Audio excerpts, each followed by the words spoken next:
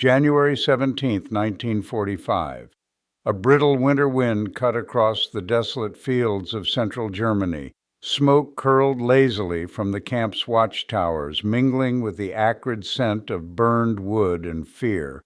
Prisoners huddled behind barbed wire, faces pale, eyes wide with disbelief at the distant roar of approaching engines. Through the frozen morning, the silhouettes of armored vehicles emerged, glinting steel beneath the weak sunlight. Among them, black soldiers of the 761 Tank Battalion moved with precision, their breath fogging in the frigid air, every movement deliberate, every gesture calm yet charged with resolve. Inside the camp, German officers stood rigid, silence heavy in the icy courtyard. For the first time, they faced men they had deemed inferior, men whose courage now eclipsed their shame.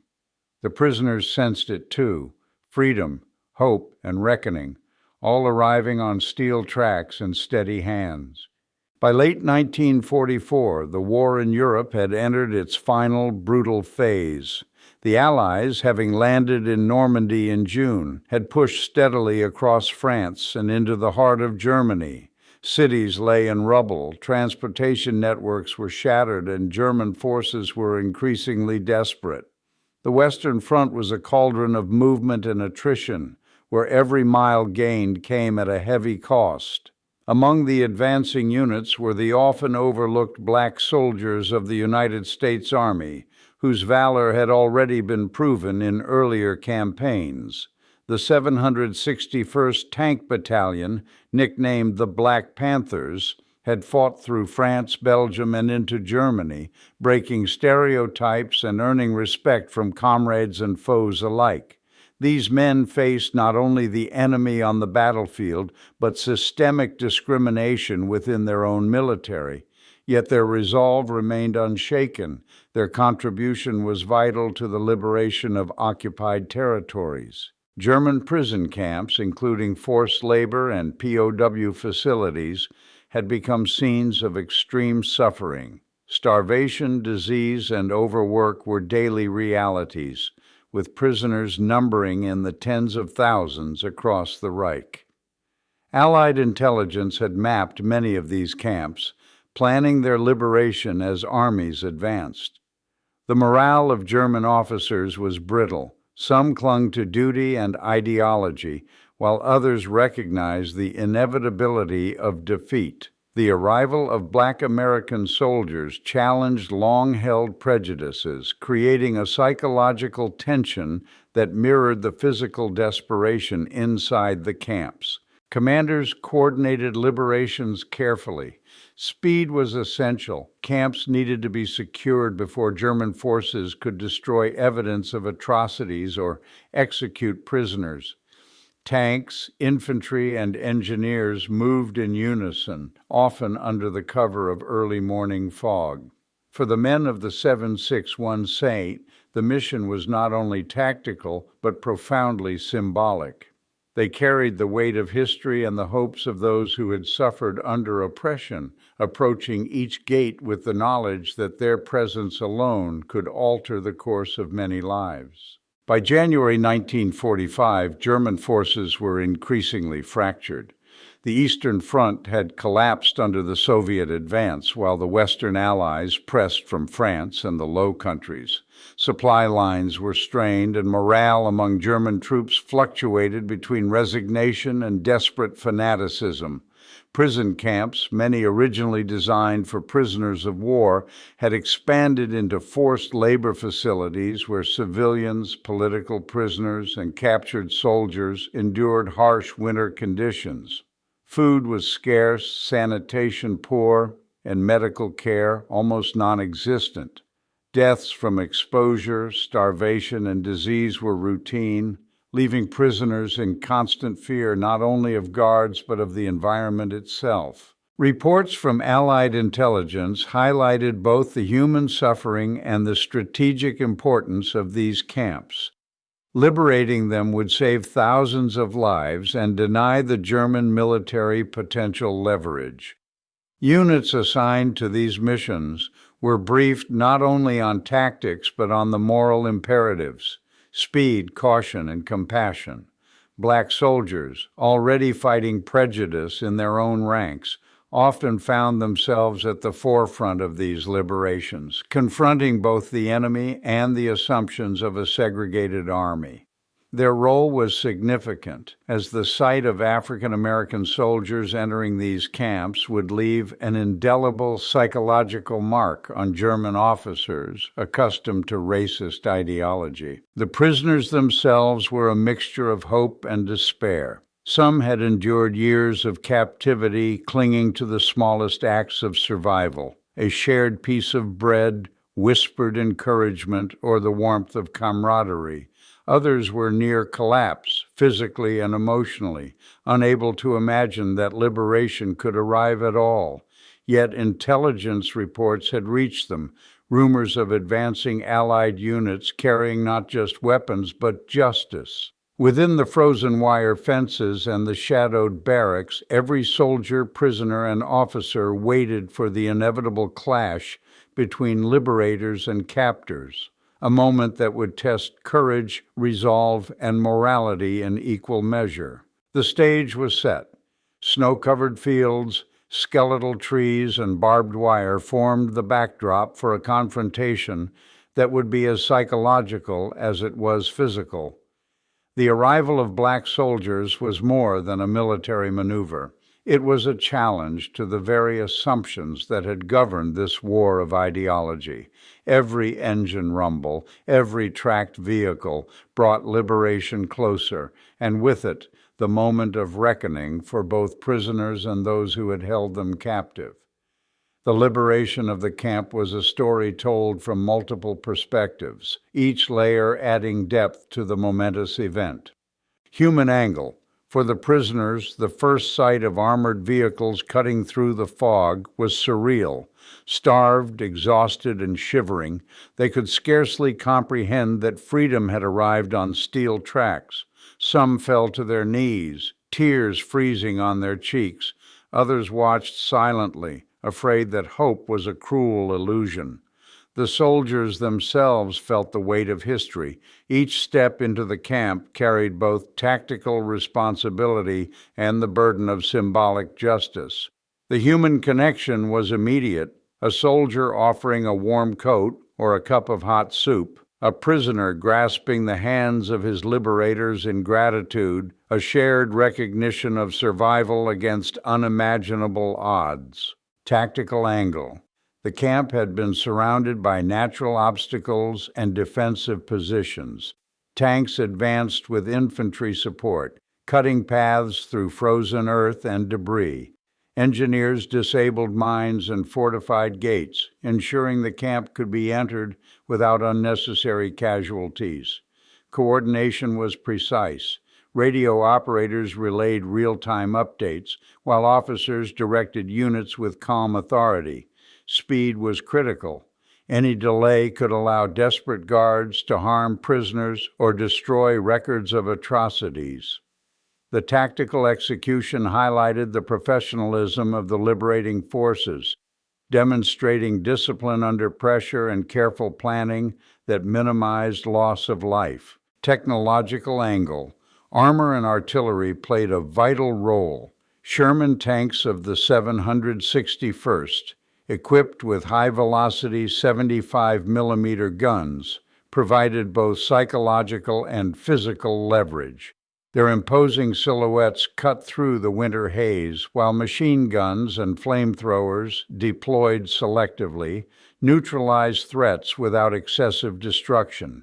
Communication equipment allowed battalion leaders to synchronize movements, ensuring that every section of the camp was approached simultaneously.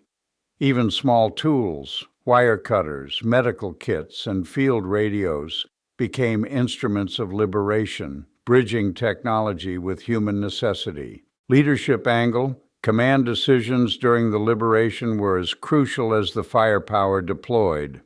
Officers of the 761 Tank Battalion exhibited a blend of strategic foresight and moral clarity. They understood that the camp was not merely a military objective, but a human crucible. Orders were precise, yet soldiers were granted the autonomy to respond to the chaos of liberation with judgment and compassion. The presence of black officers leading troops challenged both the segregated norms of the U.S. Army and the entrenched prejudices of the German Guards, creating a unique psychological dynamic in the field. Enemy angle. German officers faced a collision of ideology and reality. Many had expected surrendering prisoners to see them as authority figures to be obeyed, and their ingrained beliefs about racial hierarchies made the approach of black soldiers particularly unsettling. Silence replaced the usual commands. Hesitation replaced aggression. Some guards attempted to maintain decorum, masking fear with rigid postures. Others, confronted with the undeniable humanity and skill of their adversaries, froze entirely. The psychological impact on the enemy was as decisive as the physical liberation itself, underscoring the profound moral dimension of the event. Moral angle. Liberation was not only a question of military necessity, but of ethical imperative. Black soldiers entered a space where inhumanity had become routine, where life had been reduced to survival. Every action, opening a gate, administering first aid, escorting prisoners to safety, carried moral weight. Their presence embodied justice and dignity, challenging centuries of systemic oppression even beyond the battlefield. The psychological resonance of witnessing formerly oppressed men assume positions of authority and control was a transformative moment for both prisoners and liberators alike. Cultural angle. The event also reflected broader social currents. Black soldiers, often underestimated or marginalized in American society, were demonstrating undeniable valor. Their contribution challenged contemporary narratives about race and capability, leaving both allies and enemies to confront uncomfortable truths. Photographs and reports from the event, preserved in archives, later illustrated the stark contrast between those who had once been dehumanized and those enforcing oppression, capturing a moment where historical, racial, and ethical dimensions intersected vividly. Through these angles, the liberation of the camp transcended a simple military operation. It became a complex tableau of courage, strategy, morality, and human reckoning, a moment that would echo far beyond the frozen fields of Germany. The first breach came at 8:42 a.m. Tanks rumbled through the outer perimeter, their tracks grinding over frozen mud and debris. Prisoners pressed against the barbed wire, squinting through the early morning haze as the armored silhouettes emerged. The camp gates, rusted and heavily reinforced, were the first obstacle. Engineers worked swiftly, cutting locks and lifting barriers under the watchful eyes of advancing infantry. Inside the courtyard, German officers gathered tense and silent. Their hands, once steady in command, now trembled as they confronted the men they had long underestimated. Black soldiers of the 761 moved forward with precision, their helmets catching the pale sunlight, their eyes scanning for threats while their focus remained on the prisoners. The first contact was quiet but electrifying. Prisoners stepped cautiously from behind their barracks, hesitant, disbelieving. A young soldier offered a warm blanket. Another knelt to assist an elderly prisoner with weak legs. Every gesture was a testament to discipline and humanity, a stark contrast to the cruelty that had defined months of captivity. German officers could only watch. Their silence was palpable, a mix of fear, shame, and incredulity. They had trained their men to dominate, to instill terror. Yet here were soldiers who embodied courage and dignity, confronting them without hatred, without malice, but with undeniable authority. The psychological collapse of the captors mirrored the physical liberation unfolding before their eyes. The courtyard, once a space of fear and oppression, now resonated with quiet astonishment and trembling hope. Each moment of advance deepened the prisoners' realization. Freedom had arrived, and it came led by men they had been conditioned to see as inferior, men whose valor would rewrite their understanding of power and justice. By 9:15 a.m., the camp was fully under Allied control. Tanks rolled past shattered fences, infantry secured every barracks, and engineers deactivated remaining obstacles. Prisoners moved cautiously through the snow, guided by soldiers offering warmth, water, and words of reassurance. The liberation was methodical but deeply human, a choreography of precision and empathy. German officers were gathered near the main gate, rigid and silent. Some lowered their heads, unable to meet the eyes of the men they had underestimated. Others glanced around, recognizing that their authority had crumbled without a single shot fired directly at them.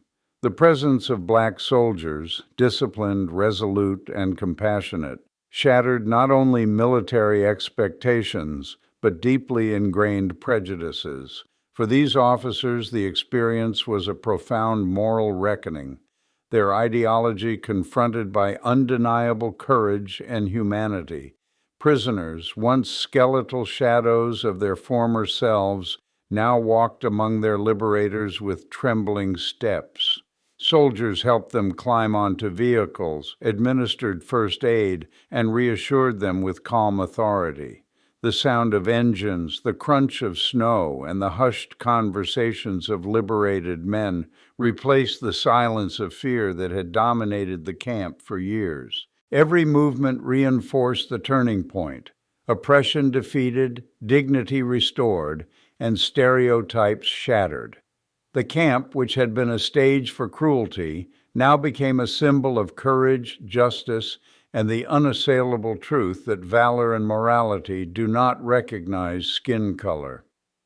In those cold hours of January morning, history itself seemed to pause, acknowledging the extraordinary significance of a liberation led by black soldiers in the heart of Germany.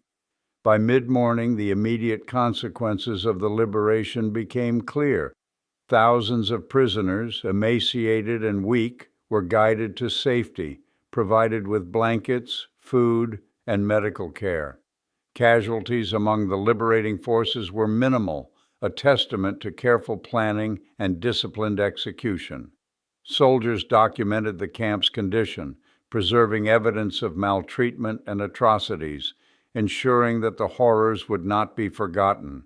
The prisoners' reactions ranged from silent tears to cautious smiles as hope slowly replaced years of fear. For many, the sight of black soldiers leading the operation was transformative, an affirmation of resilience and justice. Across the camp, a quiet energy spread. Survivors could finally breathe without fear, and the liberators had achieved more than a military victory. They had restored humanity to those who had endured unimaginable suffering. The psychological impact on German officers was profound. Stripped of authority and confronted by soldiers they had once considered inferior, many experienced a deep, silent shame. Reports later noted that some refused to meet the eyes of their captors, retreating into stunned disbelief. For others, the encounter forced a reluctant recognition of courage and discipline beyond race, challenging the very ideologies they had enforced. For the 761st Tank Battalion and accompanying units, the liberation reinforced a legacy of valor and professionalism. Their actions were later cited in military reports and personal memoirs as examples of both tactical excellence and moral integrity. Beyond the immediate aftermath, the event resonated historically. It became a moment that highlighted the role of black soldiers in World War II, the collapse of oppressive authority, and the enduring truth that justice, when executed with courage and compassion, leaves an indelible mark on history. The liberation of the camp was more than a military operation. It was a profound testament to courage, morality, and the unyielding human spirit. In the freezing morning air, the clash was not of armies alone, but of ideals: oppression versus dignity, prejudice versus valor. Black soldiers, often underestimated and marginalized, demonstrated that true strength lies not in ideology, but in action, discipline, and compassion. For the prisoners, freedom arrived not only as relief from captivity, but as a moral affirmation that justice could be served, that humanity could prevail even after years of suffering. For the German officers, silence replaced arrogance, a stark acknowledgement that their authority had been dismantled without the need for mass violence.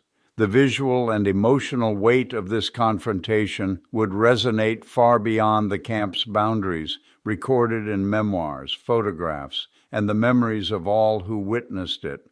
History in this moment recognized a simple yet profound truth: valor does not conform to expectation. The men of the 761 Tank Battalion did more than liberate a camp.